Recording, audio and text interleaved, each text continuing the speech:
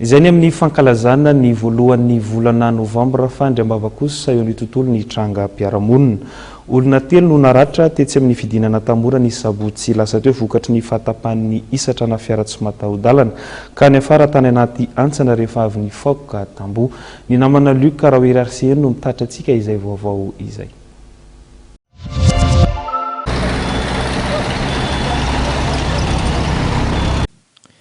Raha nandalo teny amin'ny lalana miakatra na Tanimora izay manamorona ny fonja iny izahay dia nahita fiara Toyota Land Cruiser potika tanteraka no sotomina fiara be mpamonjy ny simba ireny na ny dépanneur avy ao anatin'ny tokotany miendrika antsana kely ka lalina eo amin'ny 10 metatra eo eo.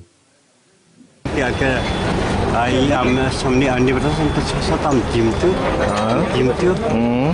olona firy zareo tao anatiny?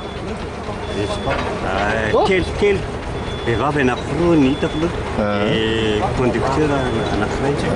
Tsisy naratra? Tsisy maty? Non, c'est pas possible eo ohatran'izao ilay impacte dia tsy ratsy fa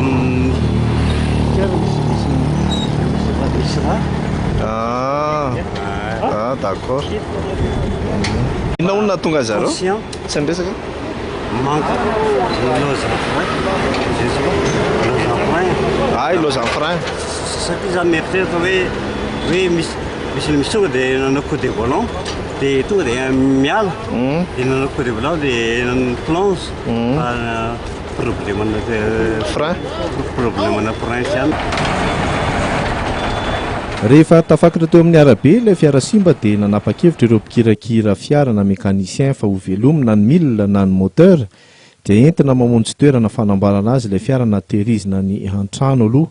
Raha araka ny vaovao azo anefa dia tokotany ny tompony ihany no nivarinan'ilay fiara ny sabotsy hariva lasa teo, tokony tamin'ny 4 ora sy sasany hariva.